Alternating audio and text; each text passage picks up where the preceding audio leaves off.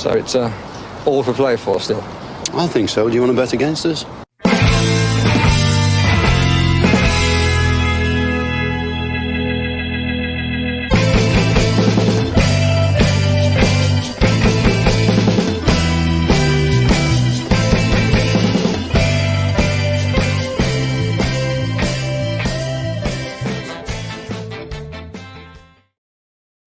Hello, Aston Villa fans, and welcome to For the Love of Paul McGrath podcast for this preview of Aston Villa versus Manchester United at the weekend. A big game, I think, in Aston Villa's calendar every year against Manchester United. But I suppose with regards to Aston Villa's fortunes, a big game also as well tonight or over the weekend for that, because a win puts us 11 points and extra goals ahead of Manchester United, or a win for them tightens the gap and kind of starts to stop the sunlight from shining between the two clubs. So really, really important one at the weekend for Aston Villa, Paddy. Yeah, and something we haven't really been used to over the last few years. It's usually a relegation 6-pointer. Now it's a 6-pointer at the opposite end of the table. And to be honest, I think this is now the biggest game of the season so far. I think if we win on Sunday, it is absolutely enormous for the club. It can't be downplayed. And I'm actually bulling that I'm not going to be there on Sunday. I'd love to be at this one. I'm hoping that there's no negativity. I'm hoping the fans get behind the lads and just make it a raucous atmosphere, because I remember being at Unai Emery's first game and the atmosphere that day. If we can recreate that, then happy days. We'll be on the front foot from the start. But if we're soft on the pitch and soft off the pitch, it's going to be easy. Those Man United away fans make an awful lot of noise. And look, they've been firing since they beat us. They've been firing. They've been getting a tune out of players who've been largely ineffective. The likes of Anthony, the likes of Garnacho, the likes of Hoyland scoring goals. So it's a huge, huge game. A game which I hope we're prepared for, and good news today that we have Luca Dean and Pau Torres available. How he goes about deploying them, whether it's from the bench or from the start, remains to be seen, and we'll wait for Sunday to cast judgment when it's all over. I also think somebody else that I'd be really interested in seeing whether he starts as Jacob Ramsey as well. A couple of games under his belt now, coming off the bench. Obviously he's not hit the heights that he hit last season, which is to be expected. Young player, two pretty decent injuries, and I mean decent in a bad way, injuries that he's had this season, but he's just that's something different that we haven't had with regards to his ball carrying ability. He's good defensively. He can get up and down the field when is needed, and you know, without relitigating the game against Chelsea, and it's difficult not to do that, but you know, when he came on the field, like obviously he sets up the goal for Diaby in the dying embers of the game, but maybe starting him, playing McGinn in that Tielemans role with Bailey wide right, or maybe even taking Bailey out of the team, bring him on as the impact sub, playing Tielemans in that role, playing McGinn on the right hand side to cover off for Matty Cash, and then Jacob Ramsey, like we did so often last season. Maybe Emery reverts to that, and he hasn't been able to do that this year because of Ramsey's in-out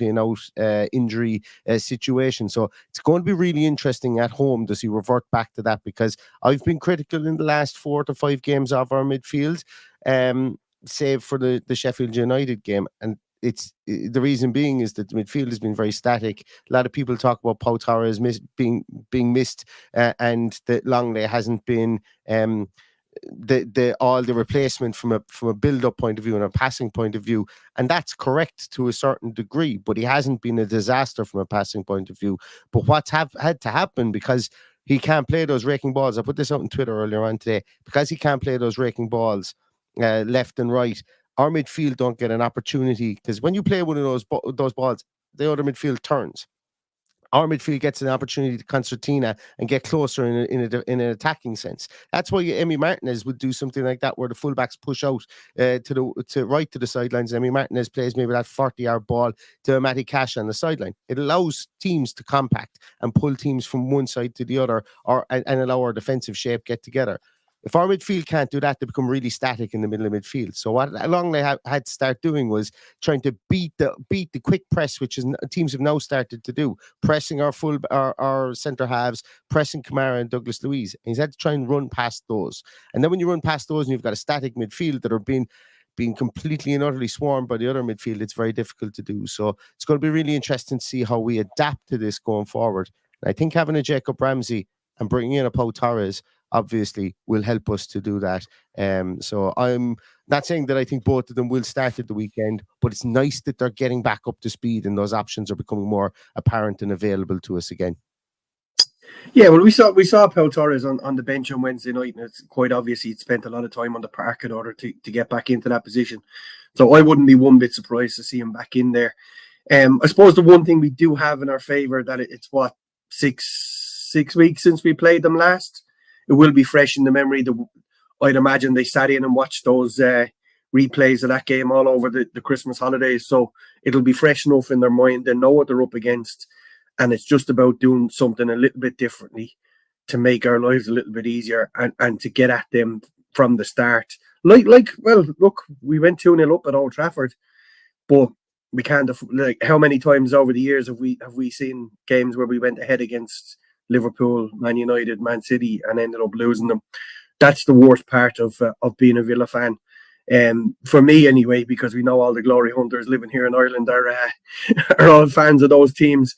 So I think it's time for a little bit of revenge. I think it's time for the players to show a bit of pride and to do a number of Man United. When I do a number, I mean win 1-0. That's enough for me. I don't care how it's done.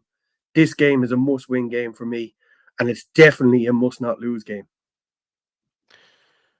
Yeah, well, you've answered my question now by saying it's a must-not-lose game. Because my next question was going to be, would you take a draw? So by that logic, you would take a draw, to keep that 8-point buffer zone between ourselves and Manchester United. Like, given the run of games we have afterwards, Luton, Forest, Fulham, if I'm not mistaken, are the next games that we have afterwards. Yeah, I myself don't know. I look. Hey, everybody wants a win. 11 points is bloody magical for Villa. I would say if we were to win at the weekend, the statistics for us finishing in the Champions League might tip into about 85%, if not even 90%. An 11-point lead with how many games to go? 14 games to go. After that game is finished, that's quite a big lead. 5-point lead isn't great, but an 8-point lead is better. And yeah, I'm thinking as well. A draw. I would take a 0-0 board draw. I think it all depends on what happens on Sunday. Whether you decide now whether you take a draw. Would I take a draw right now? No, because I really want to win the game. I think it would just lay down a marker for how we're going to finish out this season. The 3 games that you mentioned afterwards, the 3 teams fighting. Well, 2 of them fighting for their lives. Absolutely, they're not going to be easy. So I would probably accept the draw, but that will depend on how the game pans out.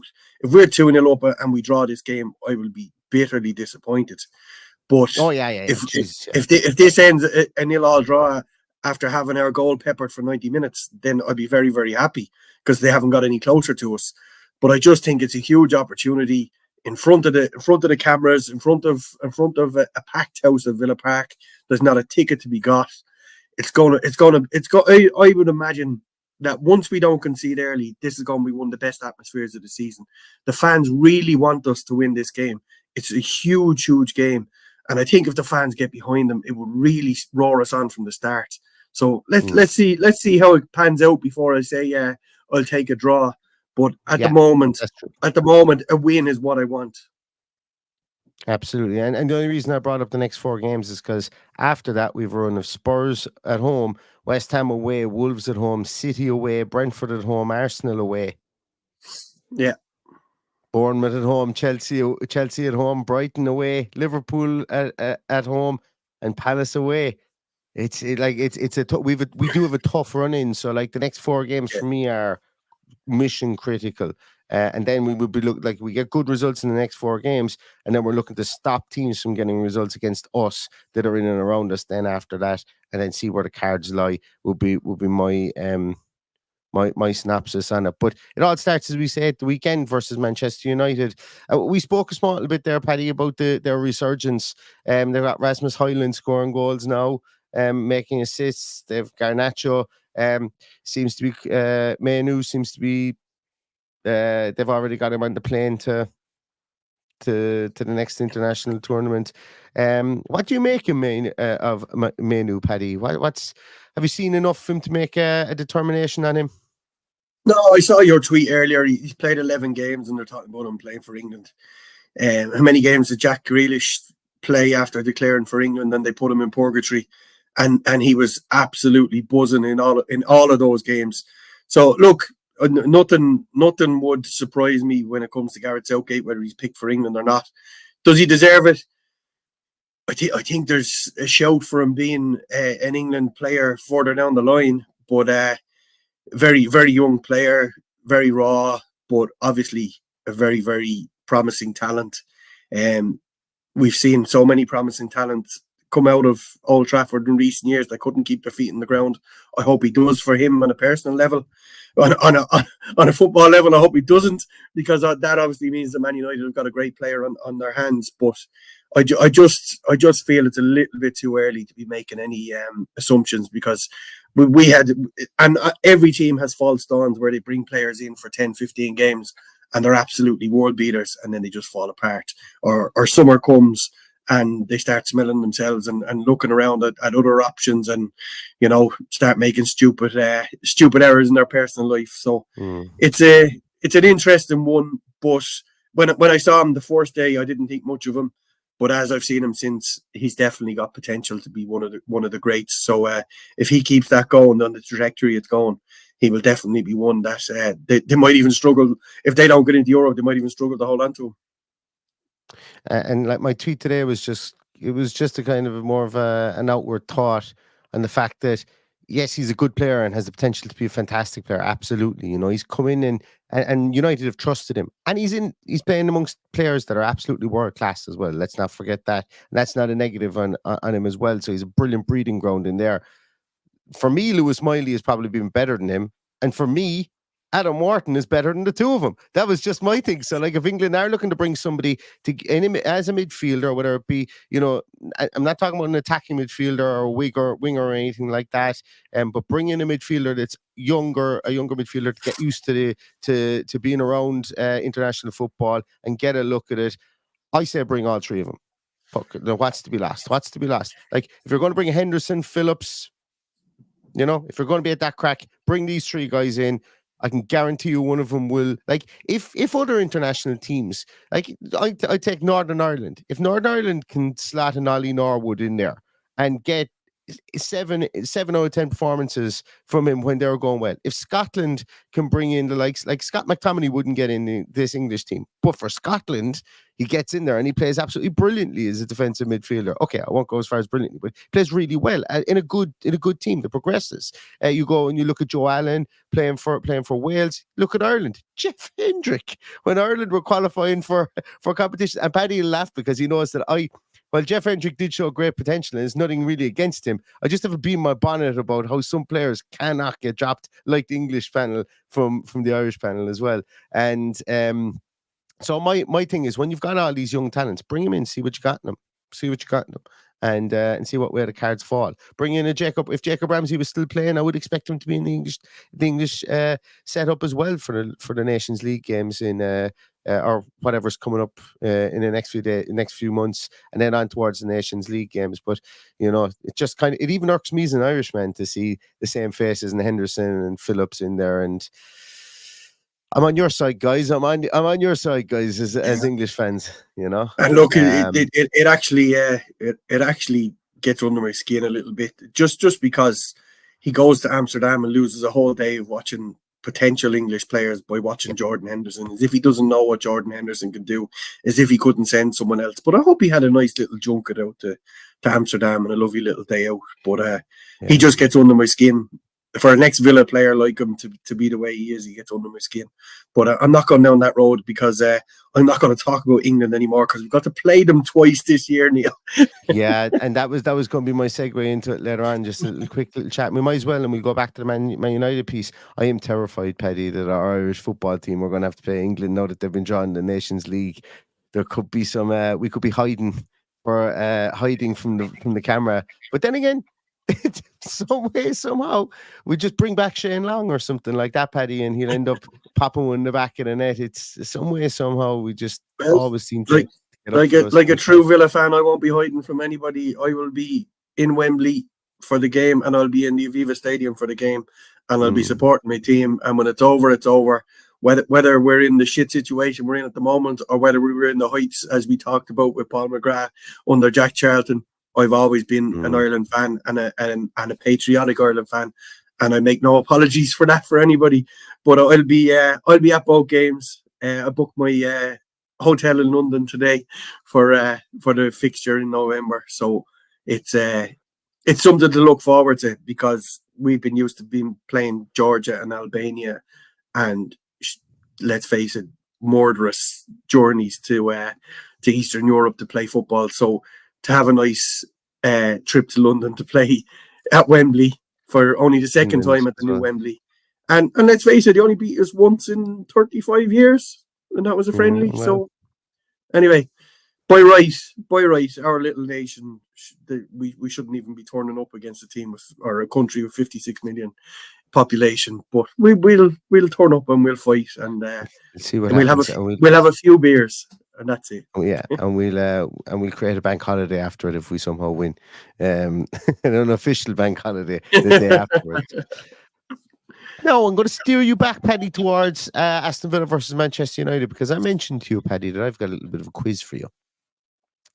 We've been bad against Manchester United. Okay, I don't think that isn't one of the questions, but I don't think it's any surprise to anybody to know how or to understand how poor we've been. But what is our current form against Manchester United? Give you a nice easy one to start. Well, did we win the two previous to the game on St. Stephen's Day, Boxing Day? We lost at Old Trafford, did we? We beat them at Villa Park in Unai Emery's first game. And then before that was Courtney House was the last time we beat them. You're missing. Sorry, I've got the Carabao Cup one in this as well, where Villa did everything they could to not win that game, even though they kept on coming back, and Robin Olsen kept on letting goals in, crazy ones in. But we're on a 3-game losing streak, so we drew. Our last 5 games are draw, win, loss. Okay, nice easy one, nice positive easy one to get out of the way. We've lost 3 games in a row against Manchester United. Yeah, so we lost in Old Trafford, we lost in the League Cup, and there's the bloody thing, and then we lost at St. Stephen's Day. Stop giving thumbs up when you're talking about 3 losses. Yeah. I need to start counting like it was that the way the Germans Ken Rodgers in it. 3, 2, 1. Yeah. How many of the last 50 games versus Manchester United in all competitions have Aston Villa won? I would say it's probably as low as 10%, so maybe 5 or 6, maybe 3. We've lost 33 games of the last 33 of the last 42. So the last 3 wins we would have had was the win against the win at Gabby. The 3-1 win when Luca Dean scored that free kick, the Courtney House header. And then before that was the win at Wembley in 1994. Did we not win 1-0? Gabby scored, was it under Martin? Oh, we did. Yeah, you're right. Yeah, 1-0. Okay, we won 1-0 at Old Trafford, yeah. Oh, was that not a draw, no? I don't know. I wish I could click in this, but I can't. Yeah, Gabby at Old Trafford. I thought the same thing. Yeah. Yeah, but you know what? It's very depressing here, because I was going to say, in all the games Aston Villa have ever played against Manchester United, what percentage of those games have we conceded in? Of those 50 games? No, of all the games Or, Villa have ever played Manchester United. This is a guess. This is going to be a guess. probably 75%. We've conceded 86% of games. That's why I was getting with in a little draw might actually be a brilliant result. How many games have we gone against Manchester United without winning at any given time over the history of the fixture? Well, that's a long time. So that's from the Coca-Cola Cup final to Gabby's one, and from Gabby's one up as far as Courtney House. So probably the one before we played more games because we were relegated in between. So I'm going to say 20. 24 games we went without winning. And what's our longest ever losing streak against Manchester United? Probably 20, is it? 14. So that's better than you thought. 14. How many goals have we scored? Go on. When you grow up in a country surrounded by glory hunters, every game feels like you've just lost a war. And from being in school and doing this and going through it every night, I have a horrible fear of Sunday because I know how I react and how annoyed I get at the goading from Man United fans. 99% of which have never been to Old Trafford in their fucking lives and never will be, which annoys me even more. I hate glory hunters. I fucking despise glory hunters. So on Sunday, after the team sheet tantrum, I'm going to go into a dark pub and sit with Paddy Hessian and watch the match. And who knows how that might pan out, but I will need to sleep on Sunday. So it might take several points to get me to sleep after, or it might take several points to knock me out from the euphoria of beating Man United on Sunday. Exactly. Two more statistics and then we'll go on in. So actually, I'll tell you, we've played Manchester United over the years in 197 games. We've won 51, we've drawn 41, we've lost 105. In those games, I'll just tell you actually, because I won't go through it. We've scored 255 goals, which equates to 1.29 goals per game, and we've conceded 364 goals, which equates to 1.85 goals per game. But the reason I bring up these statistics are, they don't mean a shite, because they're all in the past. And that's the beauty about football, is they're all in the past. And if there's a team out there, I think, and Unai Emery has proven this, hexes, curses, whatever you want to, bad luck omens, whatever you want to think, Unai Emery has gone out there and laughed in their face, whether it be the black shirt last year, the third shirt, whether it be Manchester United, whether it be whether it be the fucking idiots that they send out with whistles and flags over the years that cost us a load of games. Whatever it is, Unai Emery has had a trump card. You look at Bruno Fernandes' penalty that was given during lockdown for kicking one of our players. Yeah. Stuff like that. We all know that these TV companies need Man United at the top, and that's my logical fear for Sunday, that something dodgy will happen, and no better man to be giving out those dodgy penalties, dodgy cards, as the fellow who obviously has a barber following around week in, week out. And I'm not looking forward to watching this game through my hands. Well, as you mentioned there, Rob Jones is a Scouser, so I don't know if he's going to do anything to help Manchester United, but we'll see.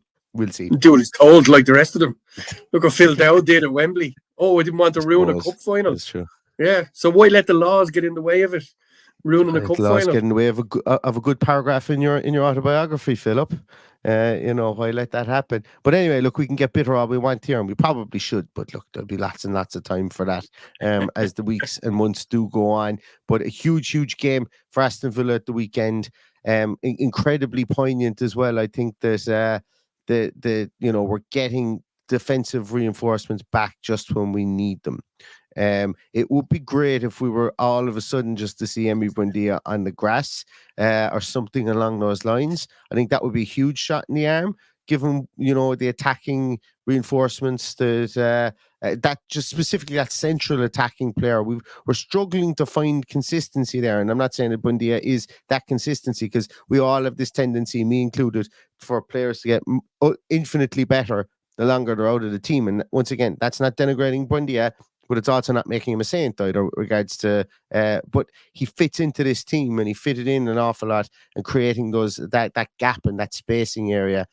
Tielemans has tried it. He's been hit and miss. He's been good and he's been bad in some games. McGinn's been really good, but we need him in other areas as well. So with the defensive reinforcements coming back, Morgan Rogers being on the bench, Timur Bunum getting more time on the field, it would be great to see something along the lines of, hey guys, hope you didn't forget all about me. And, it's not likely to happen, but it would be nice between now and the end of the season. I don't think I would hazard a guess that he's not too far away, judging by what we've seen of his movement and involvement in the dressing room and stuff like that. So I wouldn't rule that out. And look, it would be a shot in the arm. Having any player around that can make any positive change would be a shot in the arm. And look, to have the likes of him and Mings back next season, look what the backup is going to be like. It's going to be incredible. So Absolutely. it's just about seeing this out. That's all we want to do. Just get the 3 points Saturday, drive on into the next few games, and who knows, that 11 points could become 15 points by the time we get to the end of these 3 games in February. So fingers crossed. I've lost all faith in what's in fair play and courses and all those kind of things. Because no matter how hard we try, something pulls against us against Man United, always. So we've got to be like we were that day 14 months ago when Emery took over, that 3-1 game where we just got that little bit of an edge. If you remember, Aston McPhee gave out to the referees about the distance they were pacing out for free kicks. All of a sudden, he's pinging one into the top corner from Luca Dean. So little things like that need to go our way. It's about time we did something like that again, just to give us that little bit of a tactical edge. And look, hopefully there's a bit of food poisoning in the Man U camp and make our life a bit easier. Because I'd rather that than go hammer and tongs against our first choice team. Just in a logical fear, like there's no reason why we can't go and beat them, 11v11. But it just never felt like 11v11 in the Premier League years. Going back to the time when they played all those extra minutes to eventually kill us off in 1992, when Brian Kidd slid on his knees in the middle of the pitch after Steve Bruce scoring after the 177th minute against Sheffield Wednesday, wasn't it? Whatever it was. Yeah. So all of these things said, that's the fear. We just never seem to get the look, albeit that changed, that shithousery from Emmy Martinez. I heard the lads on the Price of Football podcast, Maison de Merde. Brilliant. Yeah. Absolutely brilliant. But that penalty miss from Bruno Fernandes, little things like that. Just let us dictate it for once. Let us be in the referee's face and see how we get away with it. Because we know the minute anything goes wrong, Bruno Fernandes and co will be in his face. So just a little bit of Maison de Merde as well on Sunday would be nice. Absolutely. I can get behind that as well. Just for those of you who are watching as well, and also John Steele, thank you so much. He says, lads, sorry for going off topic, but fair play on Paul McGrath Day. I'm lobbying the government to make it our 12th bank holiday. Okay, it would have to be September, but still, you were top class. And that Paul McGrath interview is live on YouTube now as well, if anybody wants to go and watch it.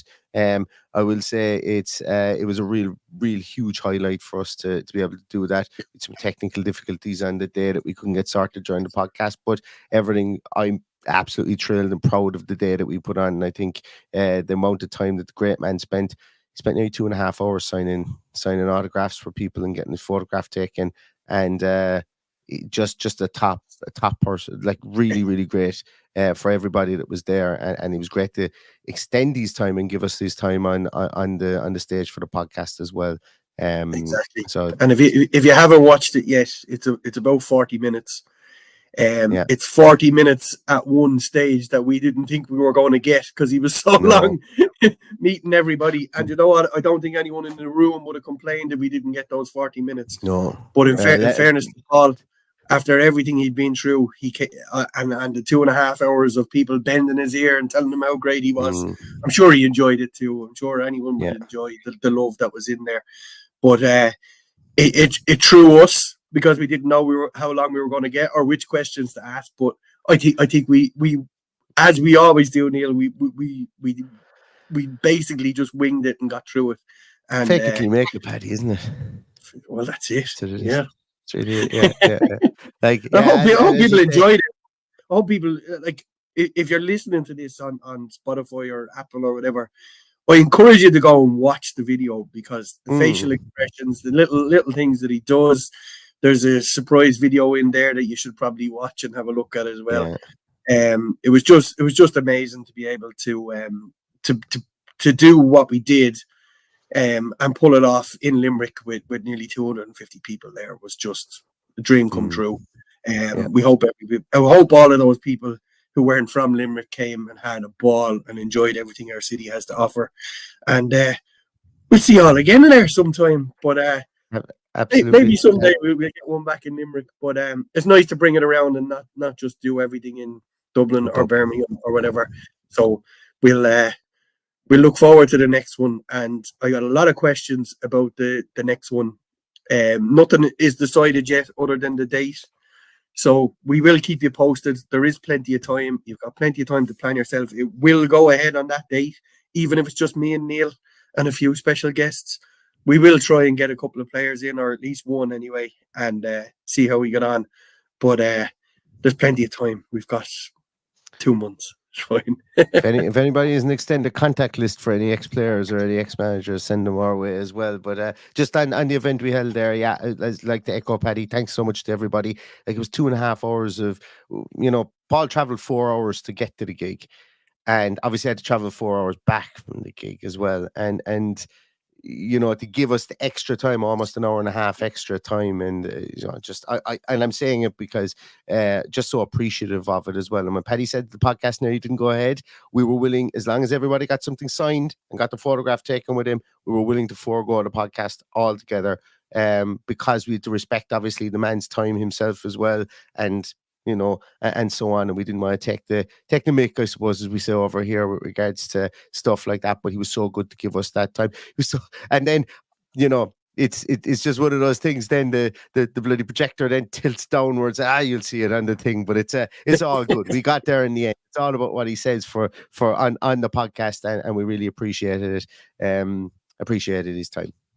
So go watch it, and we will see you all here again for Team Sheet Tantrum and for post-match podcast as well on Sunday. So Team Sheet Tantrum will be 3:20, I think, on Sunday, Paddy, and then the post-match will be directly at the final whistle. So we'll see you again for that. And in the meantime, everybody stay safe, stay healthy, and all that's left to say is up the Villa.